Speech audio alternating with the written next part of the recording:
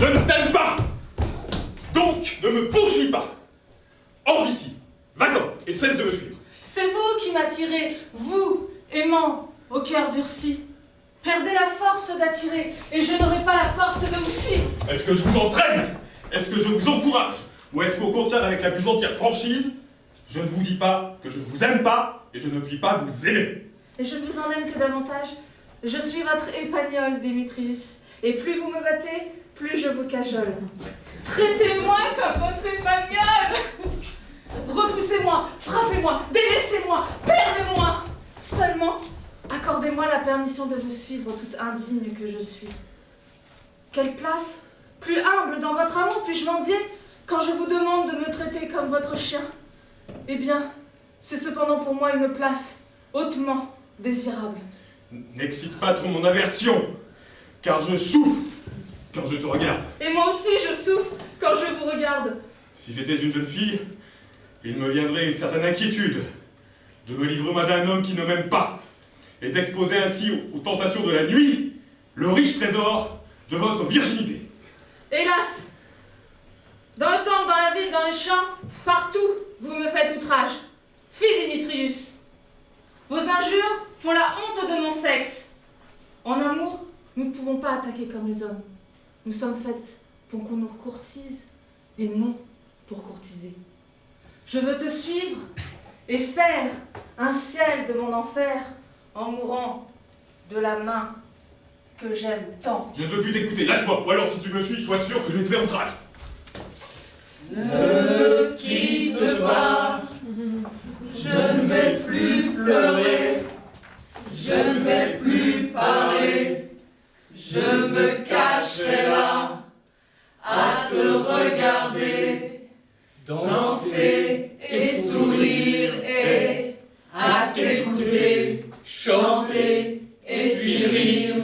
Laisse-moi devenir l'ombre de ton ombre, l'ombre de ta main, l'ombre de ton chien. Ne me quitte pas, ne me quitte pas, ne me quitte pas, ne me quitte pas. Allez, venons à notre leçon.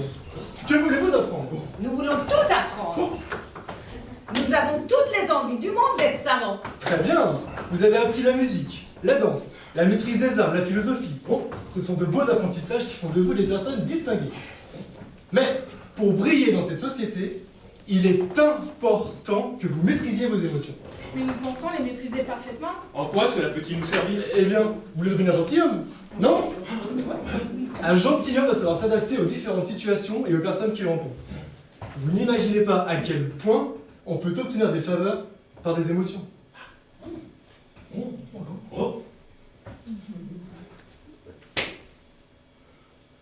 Un visage triste, et vous citerez de l'empathie. De la colère, et tout le monde admirera votre autorité. Mais comment apprendre tout ça? J'ai une technique toute simple, par la connaissance des voyelles et des différentes manières de les prononcer toutes. Il y a 5 voyelles.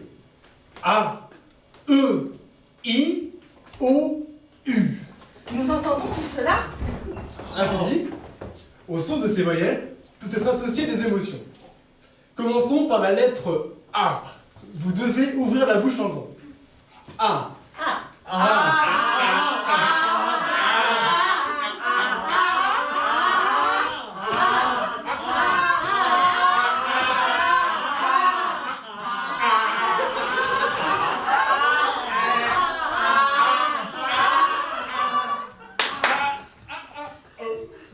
Si vous plissez les yeux,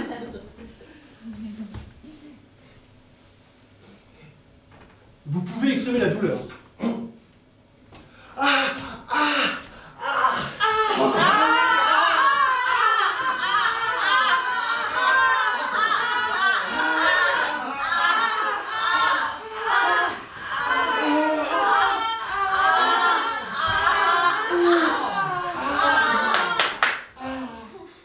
Si vous foncez les yeux, c'est la colère ou la haine qui ressortira de vos yeux.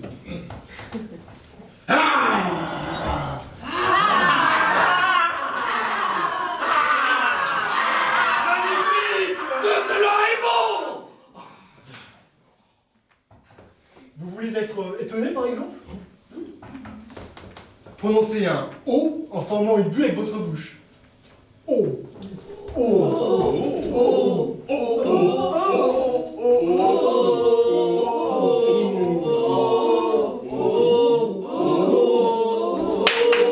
Ouvrez grand les yeux.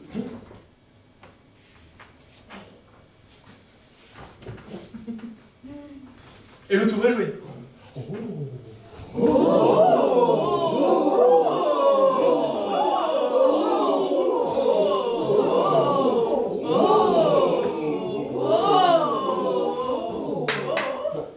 Passons de l'étonnement au doute maintenant. Pour cela, vous allez faire un E. Il suffit de rapprocher la mâchoire d'en bas de celle d'en haut. E.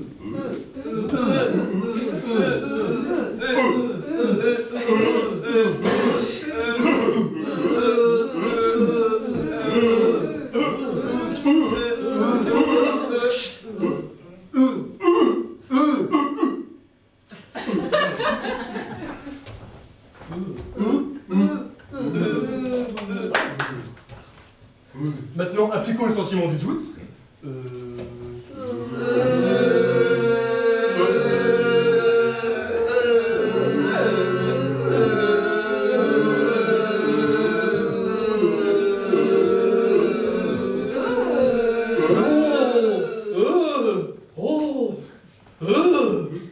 Que la nature est bien faite. Et avec la lettre I? La joie! Passer du E au I en rapprochant davantage les mâchoires l'une de l'autre et en écartant les deux coins de la bouche vers les oreilles. E, I, E, I. E, I, E, I, E, I, E, I, E, I, E, I. Vous avez raison. Enfin, la voix U est à privilégier pour exprimer la moue en allongeant les deux lèvres en dehors et en les rapprochant sans les rejoindre tout à fait. U.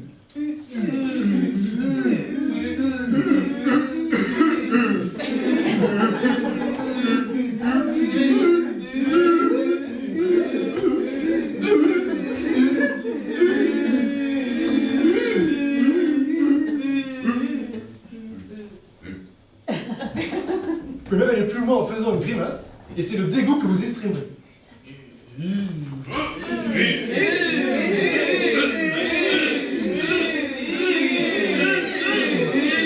Merci, professeur. Nous allons mettre en pratique ces enseignements.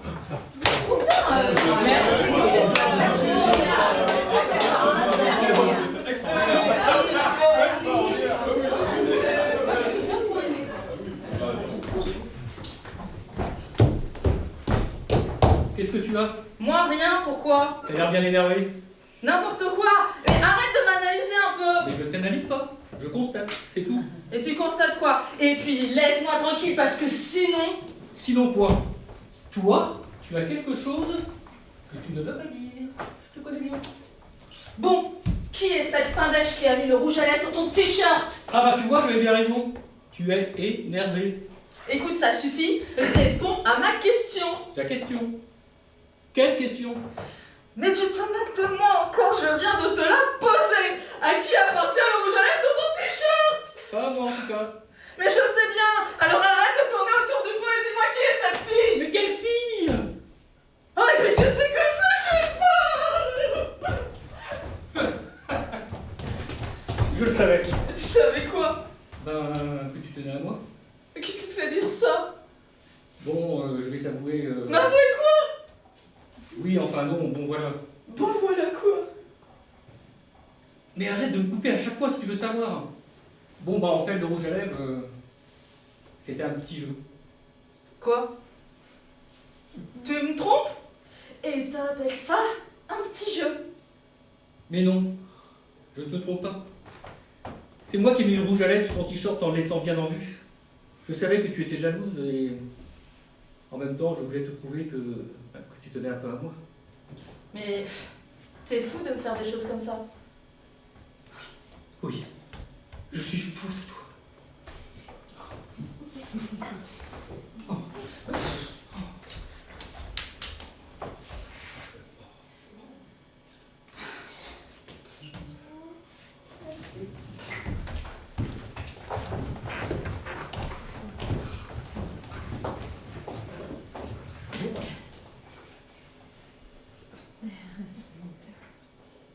Nous, elle et moi, on va vous parler de la communication par texto. Vous savez, les espèces de hiéroglyphes pictogrammes que nous les jeunes, nous envoyons comme ça, comme des dingues, en un dixième de quart de seconde. Et par milliers. Pourquoi les textos? Eh ben, tout d'abord, parce que nous, elle et moi, nous sommes complètement accros des textos. Et puis c'est tout, ça suffit pour prendre en cause. De toute façon, nous pouvons en parler. Parce qu'on a du temps. Et pas de mec. Depuis longtemps. Trop. On fait comme un break là. Chat échafaudé craint l'eau froide. Le dernier qu'on a aimé. Un mec merveilleux, attentionné, passionné. Passionné par la passion, enflammé de l'amour. On ne l'oubliera jamais. Mais un jour, il a fallu qu'il fasse ce foutu stage en Nouvelle-Calédonie. Amérique. 4 semaines, sans lettres, sans coup de fil, rien que des textos. 4! Un par semaine. C'est ça. Il disait qu'il m'aimait, qu'il nous aimait, qu'il avait envie d'être avec moi, avec nous, que je lui manquais, nous manquait, et qu'il faisait beau. Beau et belle. Puis, il est rentré, et alors que nos emplois du temps devenaient enfin compatibles, je ne l'ai plus revu. Ni moi. On aurait dit qu'il avait mouru. On n'a jamais rien reçu. Pourtant, il était prêt à s'engager. Il se sentait mûr pour s'engager avec une nana. 2 nanas. Ces mecs, tous les mêmes. Ils vous promettent la lune, ils vous transportent sur un petit nuage avec des mots qui font boum boum dans votre petit cœur. Des mots qui, à peine prononcés, vous propulsent sur Mars. Et pas besoin d'oxygène. On respire. Et on vit. Puis, ils ont ce qu'ils veulent. Et ils se taisent. C'est comme si on avait pris un forfait silence de 3 mois. Si toi aussi, t'as des problèmes avec les mecs, envoie vite, sale mec, au 322 484 484 0,45 centimes, que c'est le prix d'un SMS. Ciao. Vous auriez 2 minutes à... Vous auriez 2 minutes à consacrer? Non. Vraiment 2 minutes? Vraiment non. Un petit effort? Non, vraiment pas. Juste 3-4 questions sur l'écologie. J'ai pas le temps. Cela vous concerne? La planète attitude, c'est ça? Vous avez l'éco-réflexe, c'est bien. J'ai l'écho, rien du tout. C'est pour le statistique? Je suis pressée. Non, c'est important. Les statistiques importantes, des conneries, oui. Le tri sélectif vous concerne. Les poubelles, Le tri sélectif, pareil. si vous voulez. Je ne veux rien. À cause des 5 personnes ne veut, s'il vous plaît. Ah, les écolos, vous me saoulez. On vous saoule? Alors dites-moi ce que vous feriez sur une planète asphyxiée, intoxiquée, saccagée, souillée, stérile, dépourvue de ressources naturelles. Quoi vous voyez? Ah là là, j'ai peur. Quelle heure est-il? Midi et quart. Allez. T'as 2 minutes. Merci. Nom, prénom, s'il vous plaît. Pas anonyme? Non. Superwoman. Question suivante? Bon, comment organisez-vous le tri des déchets?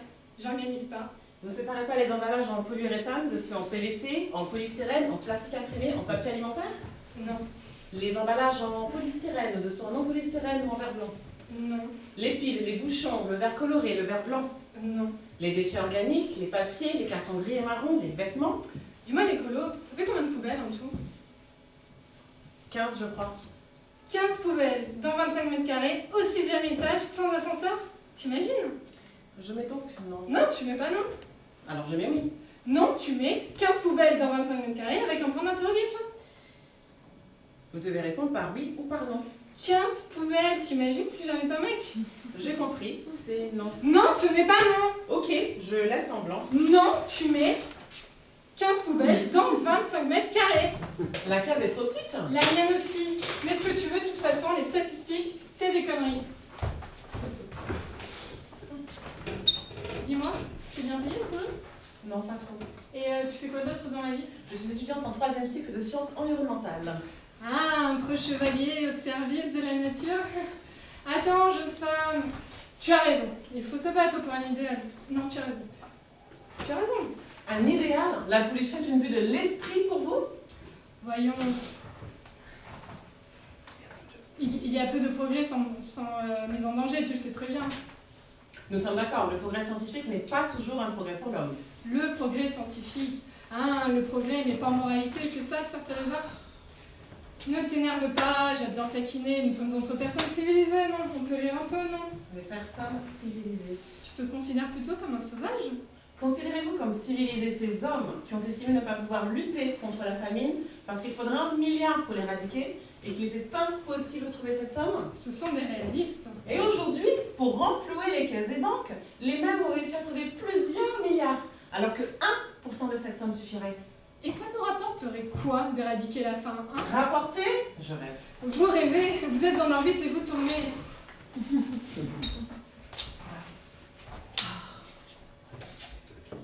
Je rêve.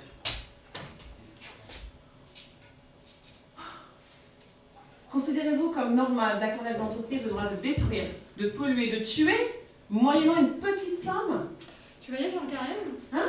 Tu te déplaces à cheval, tu laves ton linge au lavoir, tu déclares la chandelle. Vous détournez le problème. Ah, tu n'as pas la solution. Vous proposez quoi? Il faut avoir connu des échecs et des doutes pour atteindre un objectif. Tu ne sembles pas avoir de doute. Aucun en ce qui concerne la loi de notre environnement. Mais je remets en cause le progrès scientifique, loi de la rentabilité. Tu seras un peu convaincant en tant que défenseur des arts florissants. Bon, tu as besoin d'argent pour payer tes études, non? J'ai entendu dire qu'il cherche un écolo, je pense que tu as toutes tes chances. Ce n'est pas une entreprise d'armement? Et alors, à bientôt, peut-être. S'il vous embauche, tu pourras toujours verser ton salaire pour la lutte contre la faim. Tout se monnaie, il suffit d'émettre le prix, tu apprendras ça, ma chérie.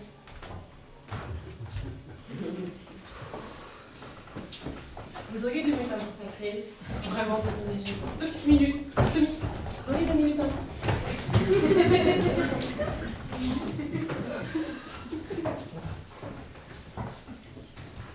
Eh bien, monsieur, vous venez d'entretenir votre fille. Avez-vous su la cause de sa mélancolie? Non, c'est une coquine qui me fait enrager. Mais, mon père, je veux bien... Ce n'est pas la récompense de t'avoir élevé comme j'ai fait. Mais monsieur... Non! Je suis contraint dans une colère épouvantable. Mais, mon Je père... n'ai plus aucune tendresse pour toi. Mais- C'est une friponne. Mais... C'est une ingrate qui ne me veut pas dire ce qu'elle a. C'est un mari qu'elle veut. Je l'abandonne. Un mari. Je la déteste. Un mari. Et la renonce pour ma fille. Un mari. Ne m'en parlez point. Un mari. Un mari. Un mari. On dit bien vrai qu'il n'y a point de pire sourd que ceux qui ne veulent point l'entendre. Eh bien, Lisette, je n'avais qu'à parler pour avoir tout ce que je souhaitais de mon père. Tu le vois? Par ma foi, en voilà un vilain homme. Je vous avoue que j'aurais un plaisir extrême à lui jouer quelques tours. Peut-être n'est-il pas honnête à une fille de s'exprimer si librement? Crois-tu que je n'ai pas bien prévu tout ce que tu vois maintenant? Et que le refus qu'a fait porter celui qui m'a demandé n'est pas étouffé dans mon âme toutes sortes d'espoirs? Quoi? C'est cet inconnu qui vous a fait demander? Oui, et mon cœur, n'a pu s'empêcher d'être sensible à ses ardeurs. Laissez-moi faire. Ah, malheur! Ah, pauvre seigneur Sganarelle! Que dit-elle là? Misérable père, que feras-tu quand tu sauras cette nouvelle? Que sera-ce? Ma pauvre maîtresse! Je suis perdu. Ah! Lisette! Quel accident! Quelle fatalité! Qu'est-ce? Monsieur! Qu'y a-t-il? Votre fille! Oh! Monsieur! Dis donc vite! Votre fille, toute saisie de paroles que vous lui avez dites, est montée dans sa chambre, a ouvert la fenêtre qui regarde sur la rivière. Eh bien, Alors, levant les yeux au ciel, a dit: Il m'est impossible de vivre avec le courroux de mon père. Et puisqu'il me renonce pour sa fille, je veux mourir. Elle s'est jetée? Non, monsieur. Elle a fermé tout doucement la fenêtre et tout d'un coup, son visage a pâli, ses yeux se sont tournés, le cœur lui a manqué. Elle m'est demeurée dans les bras. Oh, ma fille! Ma fille! Je pense qu'elle passera pas la journée. Oh, ma pauvre fille! Ma pauvre fille! Ma pauvre fille! Oh, oh, oh! Oh, ma pauvre fille! Oh, oh, oh, oh, oh, oh, oh, oh, oh.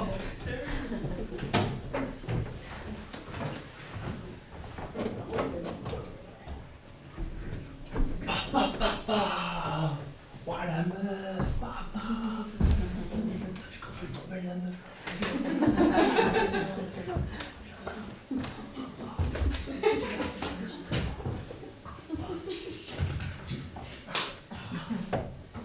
Trop dommage. Qu'est-ce qu'elle dit là? Parle encore, trop charmante. Ces étoiles des siècles qui sont dans tes yeux. Je la kiffe trop, je passerai la nuit à la mater. Oh Roméo, Roméo, pourquoi t'es Roméo? Lâche ton nom et si tu veux pas, t'es mon mec. Jure de m'aimer et je changerai mon nom aussi. Quoi? Il y a un bleu avec mon nom? Il te plaît pas mon nom de famille? Ton nom est maudit, ton nom il est pourri, Ziva. Si tu pouvais quelqu'un d'autre, je sais pas moi, Clounet. Tu restes toi mais en mieux. Et je serai à toi tout entière. Clounet, Ziva! Si tu veux, je change, hein. T'as qu'à m'appeler chérie et tout régler. Mais t'es qui toi? Tu te planques dans le noir et t'écoutes aux portes. Je te sais qu'il n'y a pas de porte, t'es au balcon. Et c'est lui qui devrait changer de nom, puisqu'il te plaît pas. Je te reconnais. Je reconnais ta voix, mon Roméo.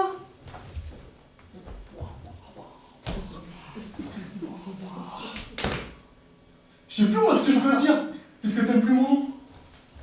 Pourquoi t'es là? Qu'est-ce que tu veux? Comment t'as fait pour grimper le mur? T'es Jean Galfienne ou quoi? C'est mes darons de voix, ils tuent. Oh, j'ai fait yamakasi dans la cité, ils ne font même pas peur tes parents. Ma parole pour te voir, je fais n'importe nawak, tellement je t'aime. Je veux pas qu'il t'arrive quelque chose. Si je devais te perdre, tout sera égal. Il fait night, personne ne peut me voir, et si tu m'aimes plus, je n'ai rien à foutre s'il me trouve. Je préfère mourir. Sans ton lave, je peux plus vivre. Il y a du barouf dans la maison, mon love. Je me casse. Eh, Ziva! Tu m'abandonnes dans la nuit céleste. Ça arrive comment? J'ai peur. J'ai peur.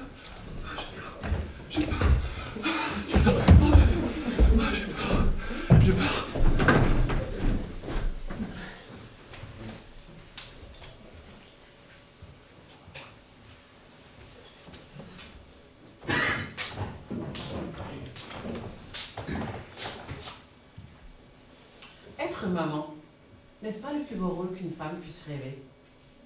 C'est ce qu'on dit. C'est ce qu'on lit dans les magazines. Ces actrices qui disent « Maman, c'est le plus beau rôle de ma vie.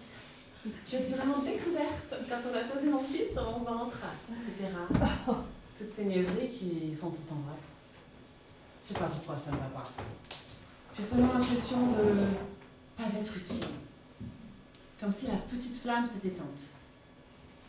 Je sais bien que c'est pas vrai, mais c'est comme s'il me manquait la profondeur. C'est terrible à dire, mais c'est comme ça. Mes enfants ne me suffisent pas. Je brille pas en société. Je ressemble à l'argenterie. Près des meubles, je reste à la maison, ne sont que pour les grandes occasions. La grande épreuve des dîners. Quand on vous pose la question, que faites-vous dans la vie? La question piège. On respire un grand coup. On se donne une contenance. Et on répond. Oh, je ne fais rien. Je reste à la maison. Je m'occupe des enfants. Ou alors, quand on n'est plus sûr de soi, j'élève mes enfants. Oui, je sais bien, c'est super d'être maman. Pas de temps à perdre dans les transports, je vais au boulot en chaussons. Et dire que je pique à un boulot comme ça. Eh oui, des places pour les minous.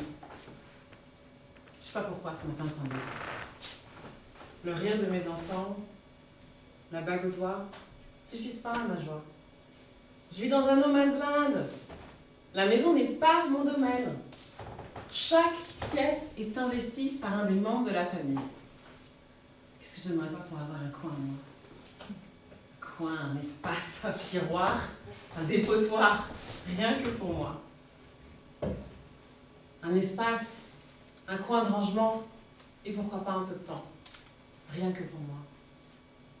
La mort de l'espace personnel, sacrifié sur l'autel de la vie domestique. Comme si je n'existais pas, comme si je n'avais aucune importance. Alors je me rappelle dans les sitcoms, je me refais les dialogues, mais personne ne me donne la réplique. Alors j'attends le retour du guerrier. Attendre le retour du héros. Monsieur Gros Biscotto, les pieds sur le paillasson, qui ramène le pognon, les bifetons. Je veux pas continuer comme ça. Toujours à ressentir ce sentiment de passer à côté de ma vie. Vidé par ceux qui remplissent ma vie. Emploi du temps bouquet.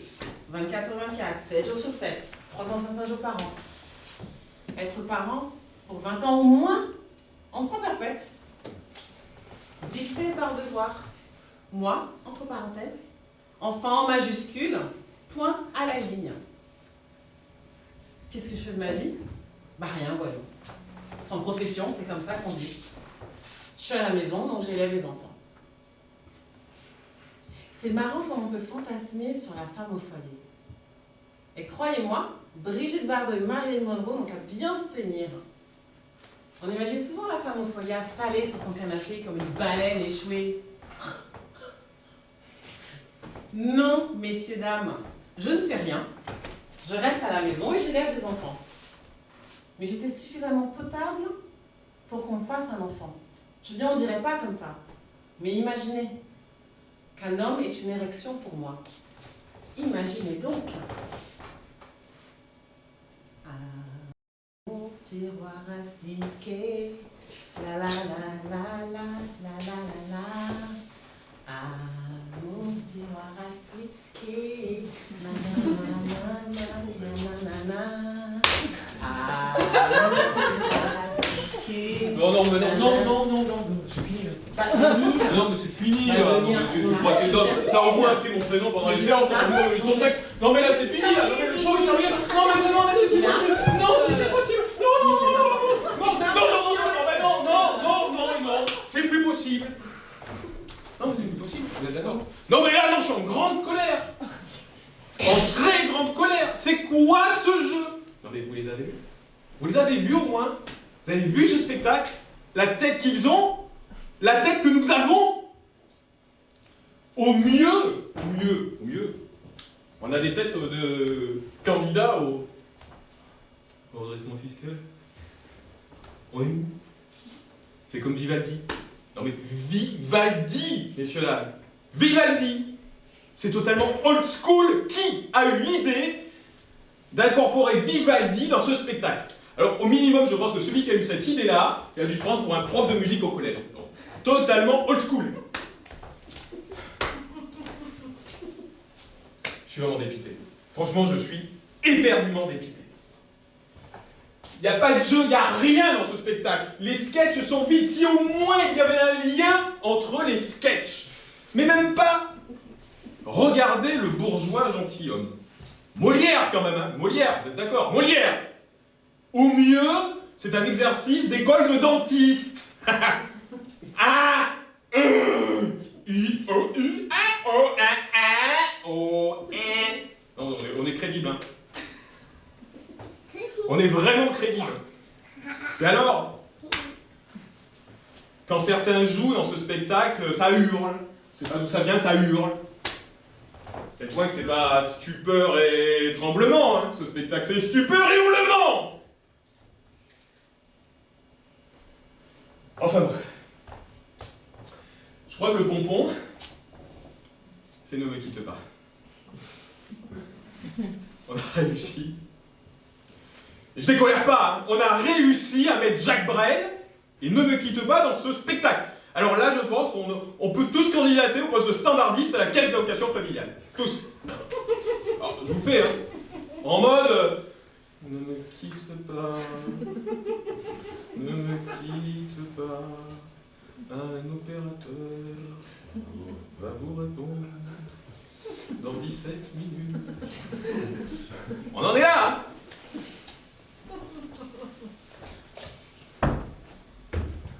Alors je sais que parmi vous, il y a des gens qui viennent de loin. De très loin. D'Auvergne. Je pense notamment à mes parents qui sont ici. Alors imaginez-vous, vous qui venez de loin, de très loin, 6 heures de train, 2 jours de correspondance. Ben vous avez payé pour voir ce spectacle, je suis vraiment désolé. Et le pire, c'est que vous ne serez pas remboursé. Hein. Vous pensez que c'est remboursable? Perdu les gars, perdu.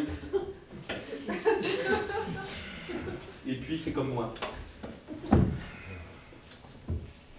Ben moi en fait, je suis dégoûté. Oui, ils vous disent pourquoi?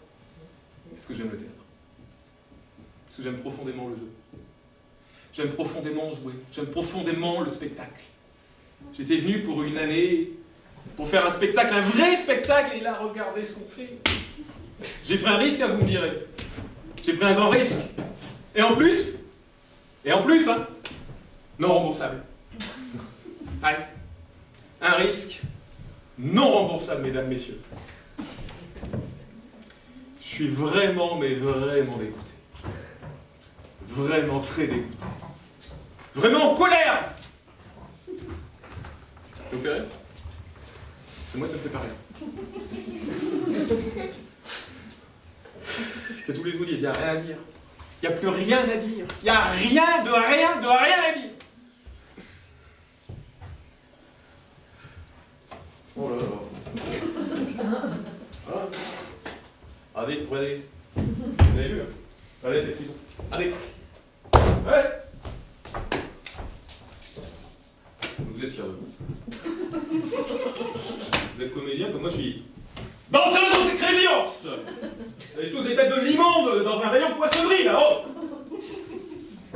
Regardez la tête qu'ils ont, mesdames, messieurs, regardez. Ça vous fait rire, pas moi. Je suis... Bon, terminez sans moi, je casse, hein. Non.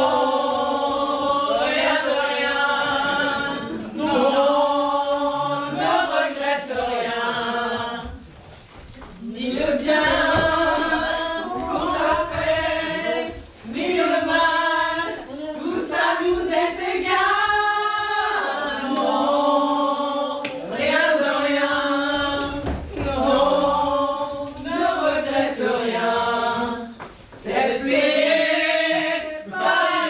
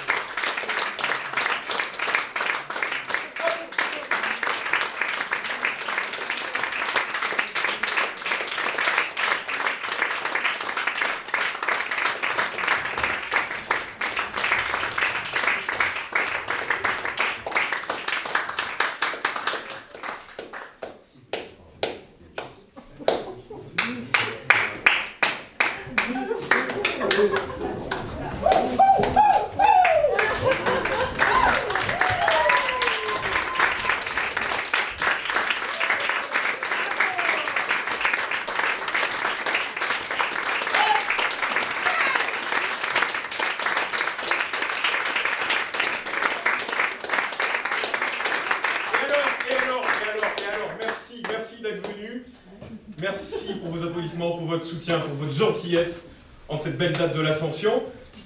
Et alors, les remerciements, les applaudissements ne seraient pas totalement complets si on ne remerciait pas la compagnie Candela, qui nous a fait confiance tout au long de cette année pour monter ce spectacle, de samedi en samedi, et puis prendre énormément de plaisir tous ensemble à jouer cette création et cette adaptation.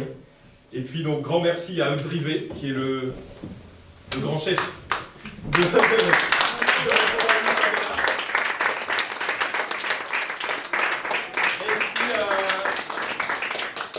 Et je sais, et on sait tous qu'il détesterait ça, tellement il est modeste, mais tellement c'est un metteur en scène et un prof humain. La joie de vivre, il nous a donné la joie de vivre, la joie de jouer de samedi en samedi, c'est un véritable hymne au jeu théâtral. Et sans sa grande bienveillance, on ne serait pas là ce soir. C'est notre prof, c'est notre metteur en scène, et je vous demande vraiment de lui faire un tonnerre d'applaudissements, Monsieur Philippe Roguet.